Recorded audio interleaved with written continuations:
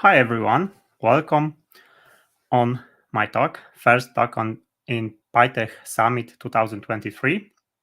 Um, our sponsor today is IndieBI, the company I'm working with. So after this presentation, then there will be a separate Q&A session when you will have a chance to talk to me and my colleagues, friends directly. And also on our virtual stand, there will be other presentations. So I encourage you to check our stand. There is also a contest, and there is a nice prize to win. There are games to win, so I encourage you to visit it and play the contest with us. So, once upon a time, in December 2022, two talented developers met after the daily meeting with their team.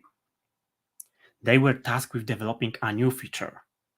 Little did they know the decision they made that day changed their lives for next 2 months.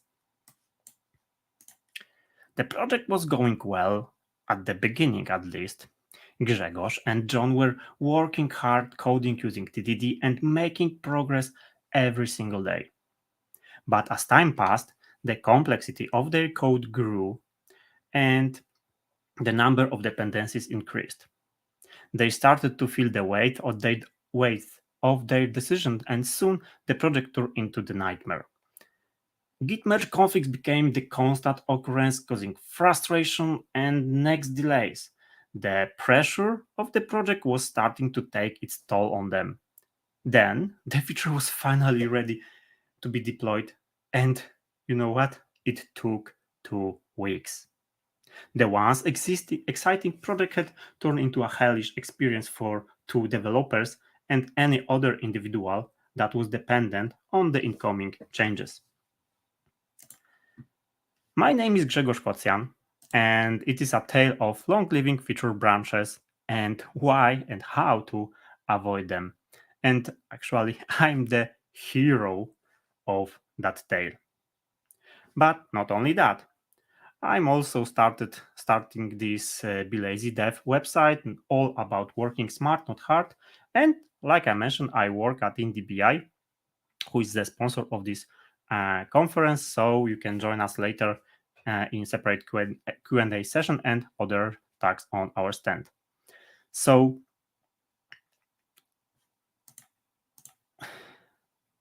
what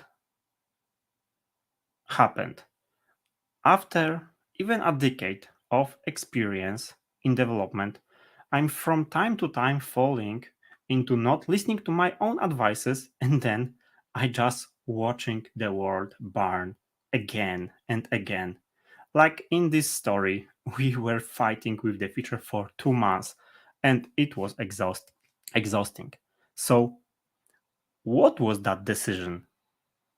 What happened? Well, it was very simple. We decided to do a new feature and the improvement at the same time in a single branch. And that's a smell that should warn us that we are planning to do something wrong. On the other hand, Kent Beck once wrote that for each desired change, make the change easy, then make the easy change. So it is good to do the improvement to speed up the future development, and I follow this advice on daily basis. So aren't you confused? So, should I do the improvement at the beginning before doing the feature or not because it will end badly? So in our case, it was quite big improvement. It was also quite big feature. So doing all of that in a single branch was a really bad decision.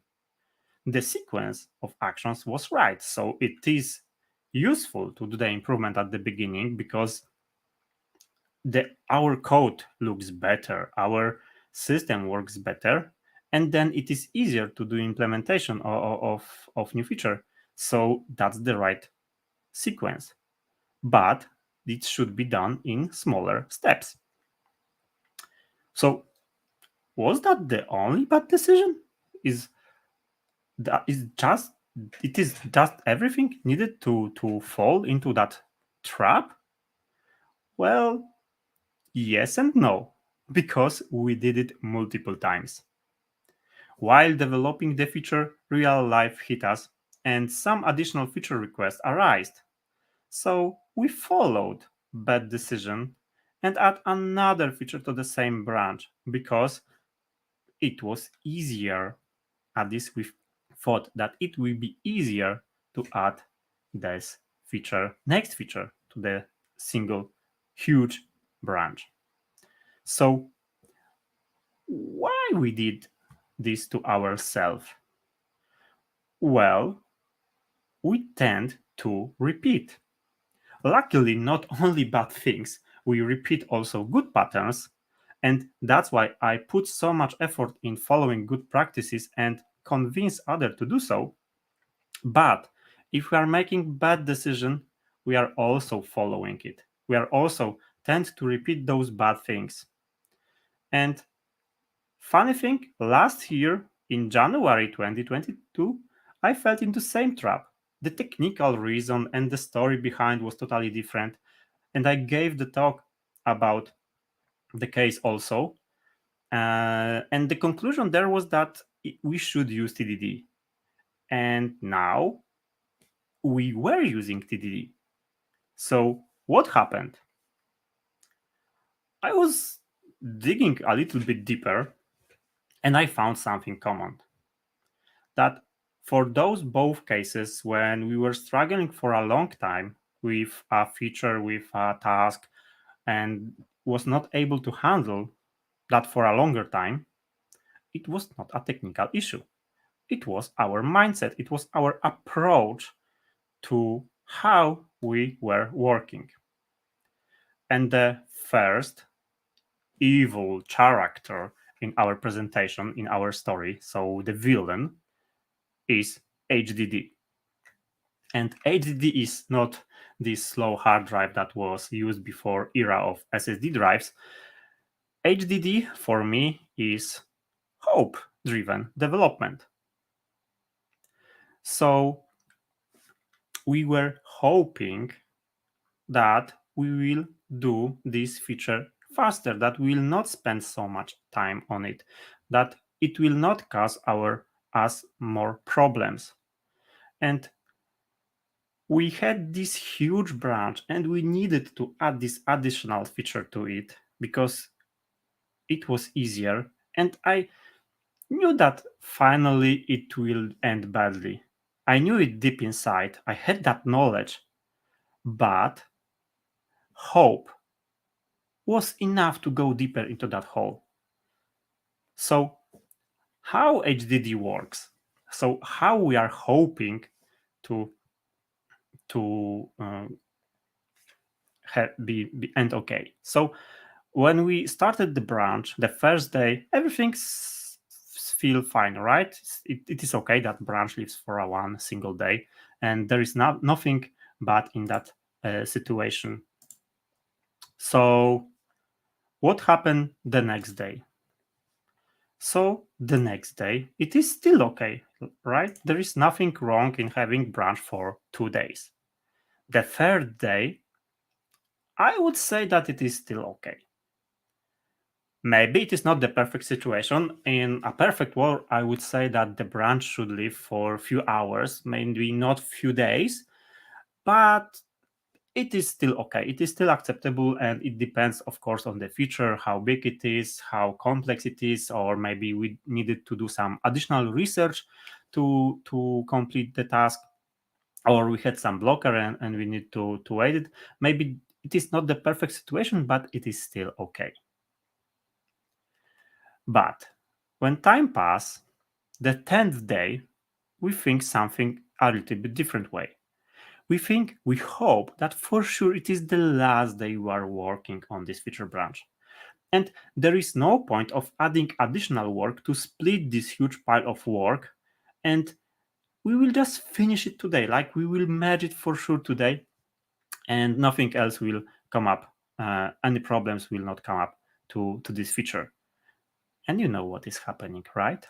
The 11th day, we are still working on this branch.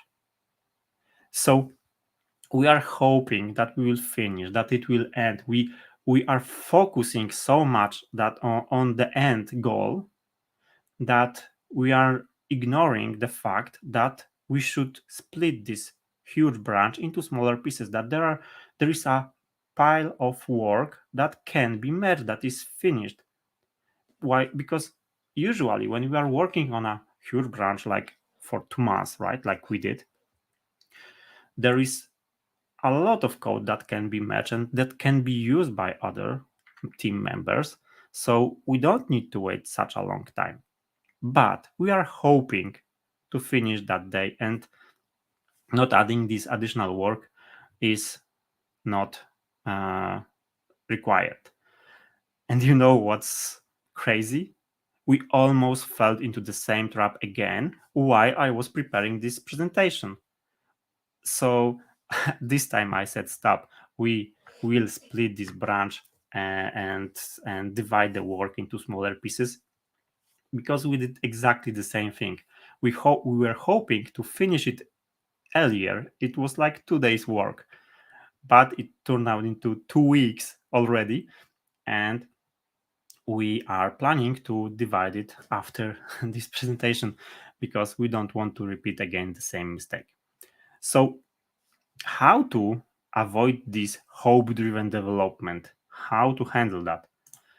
One of the solutions, the idea, you can use it or maybe you will find something different, but the idea is to track how many deployments we are doing and how old are our branches.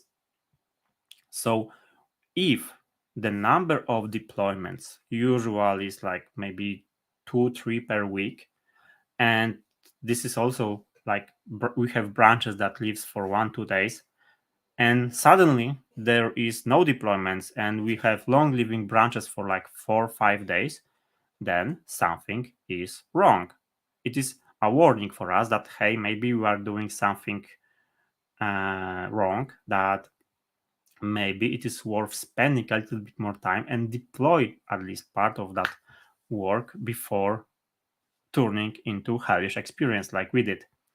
And remember that tracking those number is not the goal. So the number of deployments and how long our branches are living is not the goal, because if we turn it into the goal or into some metric, then unfortunately it will not work.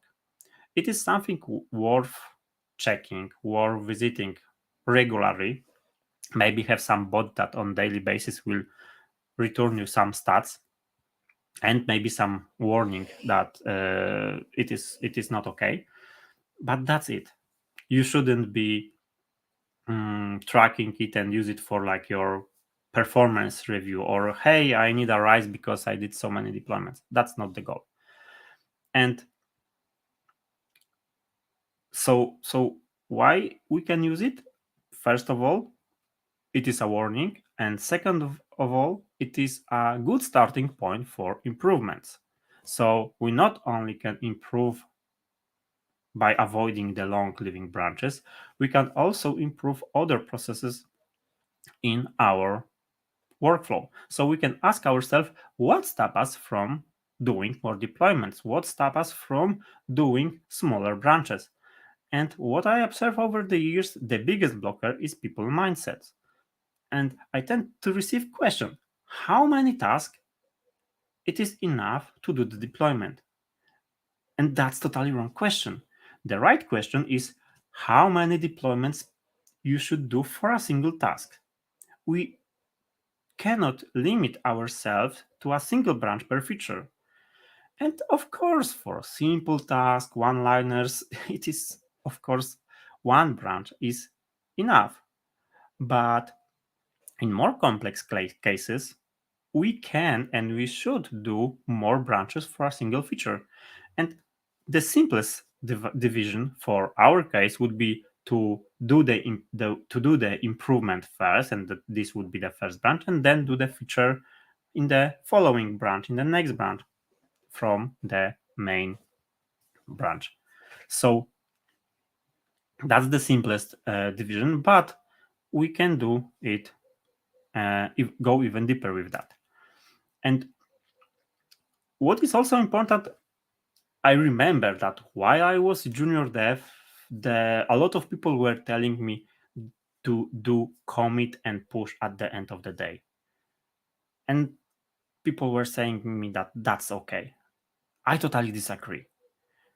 I tell you to commit, push, preferably directly to the main branch, and then deploy.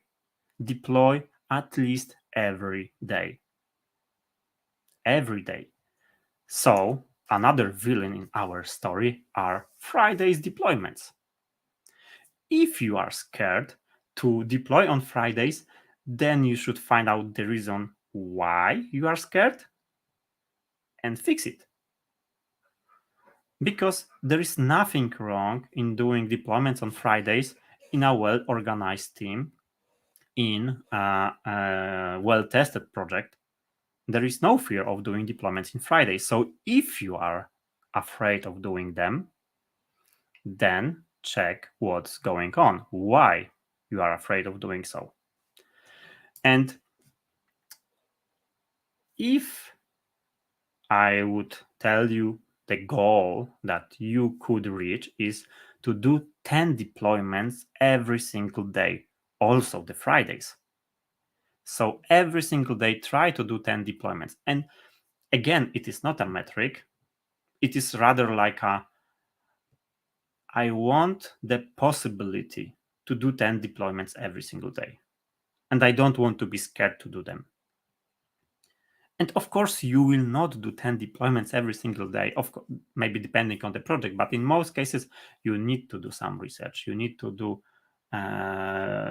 maybe some bug fixing on analyzing. You need to plan your work. So there will be days that you will not code at all. So there will be no deployments. And that's totally okay. But if you are able to do 10 deployments at any day of your work, then that's great.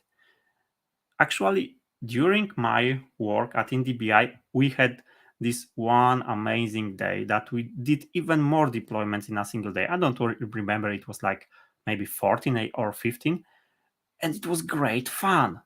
We felt so much progress, and there was so many adrenaline and endorphins that we did so many things, and it was easy to do. We had like a lot of small things to finish, and we just sit together. We were doing um, development. Two of us were sitting in front of single computer, so we are doing pair development, and it was really cool. And when we checked the stats on our GitLab page, we noticed that only by developing those 14 deployments in a single day, we jump onto the top of the most performant people in our company. And maybe that's not exactly the true, but because it is like a raw numbers, but it was fun to see that so many deployments cause such a change in the data, in the charts, in the statistics. So I encourage you, do at least 10 deployments every day, or at least be able to do that. And to do so, you also should be able to deploy unfinished things. And it's not that, okay, I have some very bad code and I want to deploy it and nobody can tell anything about my merge request because I want to deploy unfinished things and I will finish it later. No, you cannot deploy something that will break code, like will break other features. That's not the case. But you should be able to deploy partial work. And the work should be done the right way. It should be tested, but it can be unfinished. For example, we can use some feature flags and hide it for the most of the customers and just use it for the preview for some customers that join, for example, the beta version or maybe some internal accounts that are using those features to test if everything works as expected, or to show to our like Scrum Master PM and to do the demo of the preview of the feature. So we should be able to deploy things. And if you don't have feature flags, there is also a simple way. You can just have an if statement in your code. That's nothing wrong to have an if statement for okay enabling or disabling some features, and to have it temporary, because it will disappear in like a week or maybe days. It will be finished and it will disappear. And this approach is quite important because we are playing an infinite game. In IT, there is no way to finish things. There is no end goal and no end task. There is always something new. There is always something to add. And when we are trying to finish our feature to the maximum and to do everything like the perfect way, we are not playing the infinite game. We are playing a different rules, and does that cause problems? We need to learn how to play infinite game while developing features, while coding, and how to play this game, because the rules are a little bit different. And for example, the previous slide, we can deploy unfinished things. We can enable it for some customers and for others not, because like it is only partially working. But for many people that's totally okay. I want to see something new. Maybe it doesn't work perfectly, maybe it works slower than other features, but I agree for that, and I want to see what is happening as soon as possible. And that's also encouraging not only for developers but also for customers. So play the infinite game, not the end game. Another villain is Git flow. And it is a Git flow, it is a villain in our case, so in case of long living branches. But generally, I would call it complexity. Git flow is too complex for most of the projects that I've been working with.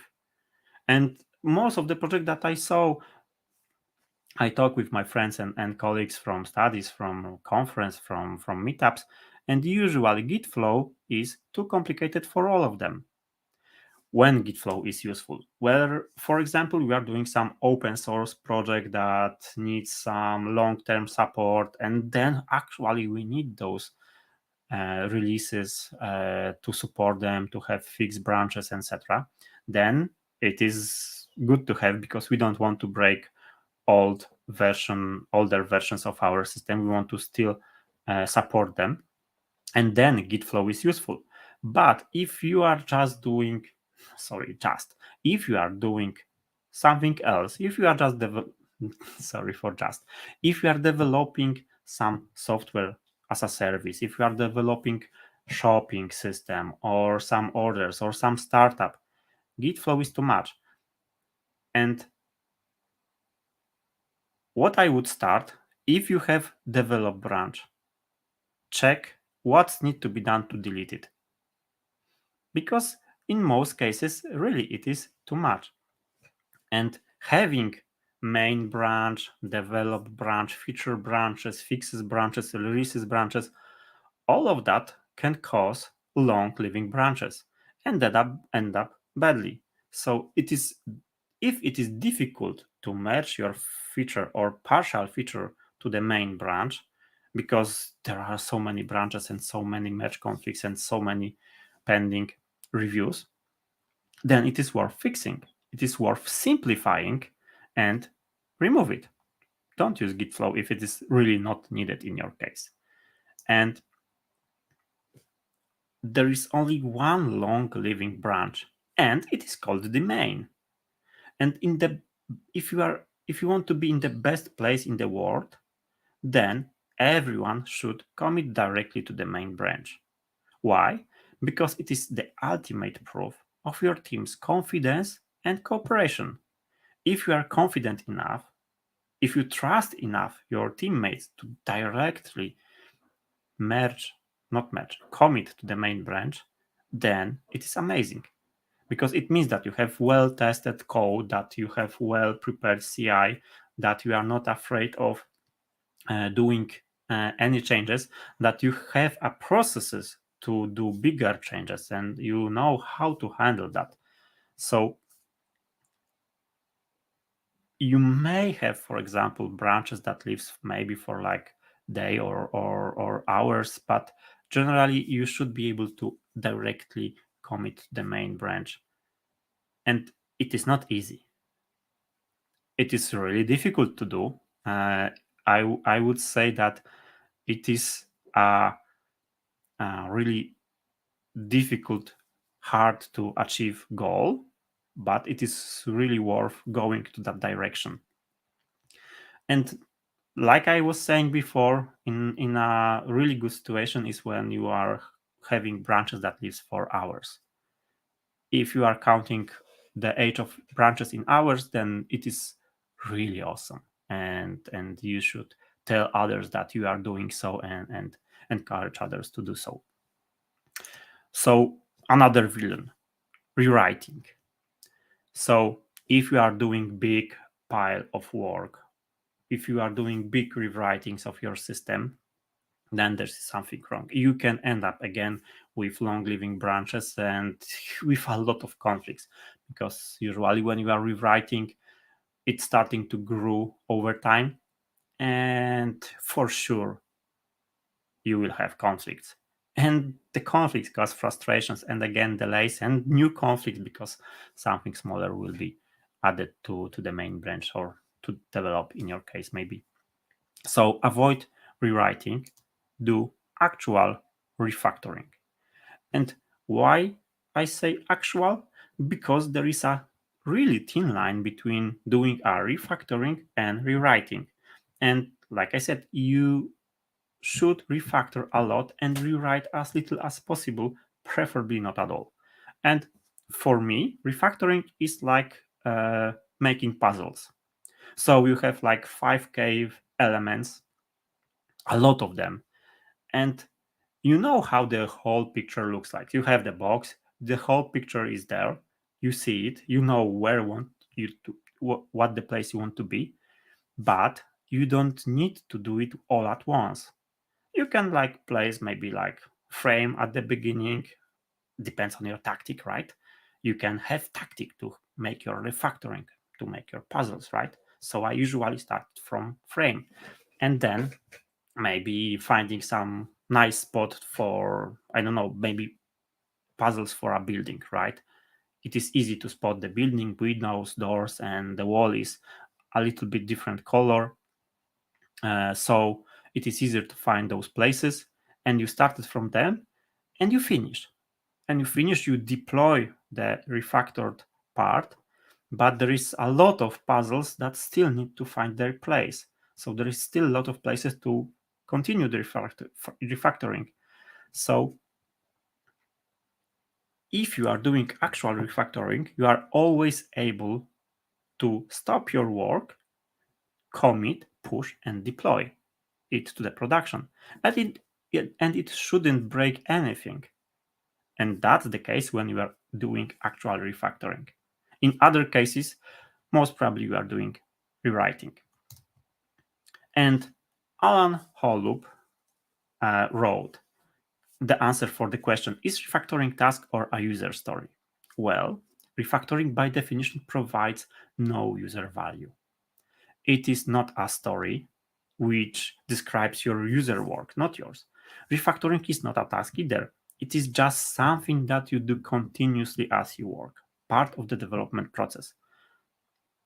So it is important to know that if you are starting to plan refactoring, then most probably you are not doing refactoring at all. You are doing rewriting and you are doing something most probably bad. Refactoring is a part of a daily work, a part of every single task that you do. Of course, you can have separate branch for refactoring. So you are doing some refactoring changes, merge them after like an hour, maybe 2 hours, and then move to implementing feature. But it should be a part of a short cycle And you can have multiple cycles every single day, refactoring, implementing new feature, refactoring, adding new feature.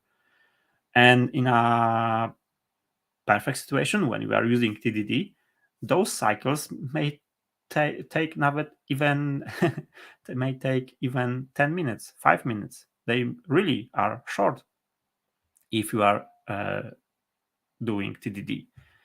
So don't plan refactoring. Just use it as your daily work task every single day. Another villain, database first approach. So I see that in a lot of cases, the first thing that we are doing as developers is adding a database field, database table. We are working on schema, how it should work, and what fields we will use to implement our feature. And that's not good. Why? Because usually, if we are developing something and starting from database, we are not 100% sure how it will work. We suspect that, okay, we will need string or integer fields or Boolean fields, but while developing feature, often we are changing the schema, we are changing database, we are changing the field name, etc. And that would be really difficult to deploy frequently. So it will be difficult to split such a work. So changing database, doing some coding, then changing database again, doing some coding, and each time doing the deployment and migration of database adds complexity to your process. So don't start with a database. Add the database schema, add SQL migration, SQL scripts, queries at the end of your work. And for that, you can, for example, use hexagonal or clean architecture approach to separate database and use it like an external resource and having no dependency to that in your main code. So you can focus on implementing feature without need of writing the database. And again, it is not something that can be easily achieved. You need to work on that. But it is doable, and with some practice and some knowledge, it starts to be daily basis also approach. And thanks to that, we will avoid long lived feature branches, and we'll be able to split our work into smaller pieces and to deploy unfinished things. And practice is really important. We need to practice things like doing refactoring, like not starting from database, splitting our work into smaller pieces. We need a lot of practice to do so. And Neil Gaiman once wrote that you have to finish things, that what you learn from, you learn by finishing things. And when we are finishing things when we are deploying something to the production. That's when we are finishing things. And we cannot consider something finished when it is on our local system, when it is only on our computer, or even it is pushed to the repository but still lives on a feature branch. We cannot say that it is something finished. Finished is when it is merged, deployed, and preferably used by the customers, or at least we see that it didn't break anything for the customers. Then we can say that it is finished, and that is the place that we are learning the most. So long living branches are really bad because they are delaying the learning process. They are delaying the point when we are starting to learn from what we did. And in any case, if you feel that you are doing something wrong, if you are suspecting that your feature is taking too long, your branch is too huge, you have like 10, 12 modified files and you don't see the end, put the mouse down, step away from the keyboard and think. Check what can be fixed. see what we can do to avoid such situation. And maybe it is something simple. Okay, maybe I can just divide my work. Maybe there is something that is worth deploying. Maybe I can extract part of the feature to a separate branch and just merge it, deploy it, and have smaller work in progress branch. So in a lot of cases, it is worth having a break. It is really important in our industry because even me, like I said, I'm giving those advices to you and I'm following the same trap for only focusing on the end goal. I want to finish that thing. I want to have it deployed fully. I want users to use it and I want to mark the task as done. But sometimes it is bad approach. Sometimes it is worth to step away from the keyboard, think, talk to others, check if I'm not doing something wrong, confirm if we can split it up, maybe ask somebody from your team, your colleagues. Maybe they have some different idea. Maybe the idea that maybe they can help us somehow. So have a rest from time to time on daily basis. And even if you are having a real good focus and you are doing some feature branch for a week and you feel amazing progress, check if you are actually doing what you're supposed to do, or even if you are not blocking somebody else by your long living branch. So that was a tale of long living feature branches and why to avoid them. And now it is time for questions, but remember that we have at IndieBI our stand here, so you can join us, and you can also join me in the first slot that we have for Q&A session after the tale of long living feature branches. And there you can talk directly to me, not like this one-way conversation we have right now, but we can actually have a conversation talk. I can tell you more about our struggling. So Q&A, and that's it from me for now. Knowing what you know now, what would you do differently to avoid trouble and more work? So definitely adding more work to what I do. That's the problem. That's the biggest challenge I see on daily basis, because I know that long living branches and knowing uh, what was happening in the past, uh, it is additional work to split features into smaller parts. It is additional work to do hexagonal architecture, to do TDD. It is additional work at the very beginning. And it is like, I don't want to do that. This simple feature, I will finish it quickly. It is hope, right? And usually I'm trying not to have such approach. It was December, so it was just before Christmas, before break. We didn't have much thing to do, so we had a lot of time to finish the thing. So we thought that, okay, we will take the easy path. And that was the mistake.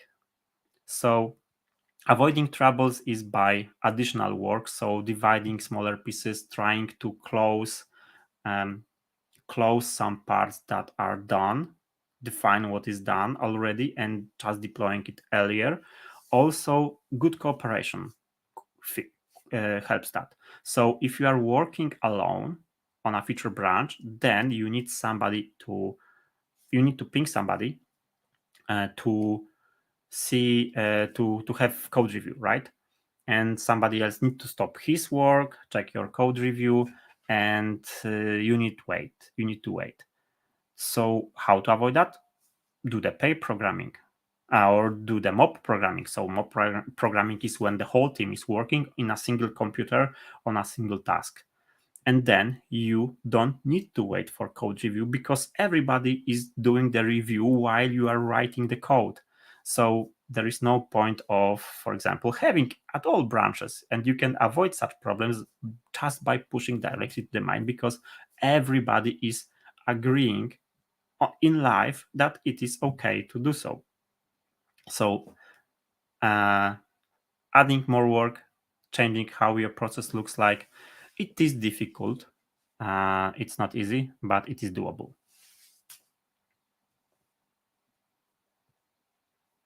How did you get along with each other? Any tips on communication for difficult moments?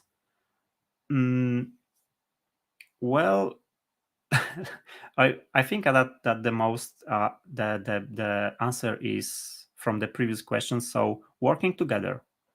If you are working alone on a task, then you need to communicate with other. You need to sync up. You need to reach out to them for help, for example, and that's not good.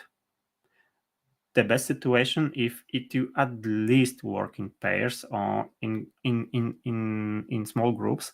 The best place is when the whole team is working on a single computer, mob programming. I was not doing that. I rather do the pair, or we are working on in team of 3 or 4 persons the max, not the whole team, but we are we having a totally different responsibilities and experiences in the team, so it would be difficult in our case. But working together on a single thing is a solution for that.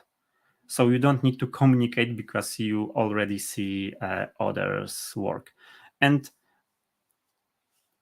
if you are doing it, if you are deploying feature alone, it is really difficult to say to do the communication the right thing, because you will always interrupt somebody else's work. And I was, for example, falling to traps, another trap, that I was helping too many people and I was not able to do anything else because, hey, do the review, help me with that feature, help me with that feature. If everybody is working alone, then there is always some interruption, and they may be persons like me sometimes in the past, that I was not doing anything else by I was just interrupt constantly. Mm, any other question? You said that Git flow can often be too complicated, and that's true. What's your opinion on different workflows? So, I like Git lab flow. It is much simpler, but generally, what I use on daily basis, and we are using it in I think most of the teams in the DBI, we are just having one branch, the main, and long and short living feature branches that are merged like regularly. So there is nothing more to that. One long living branch, the main, and short branches to merge directly to the main, and that's good enough for most cases. You don't need anything more, I think.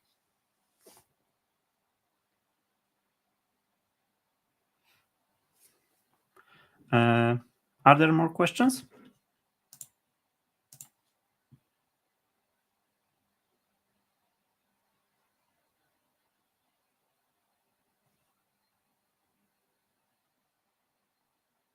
Okay, so that's all.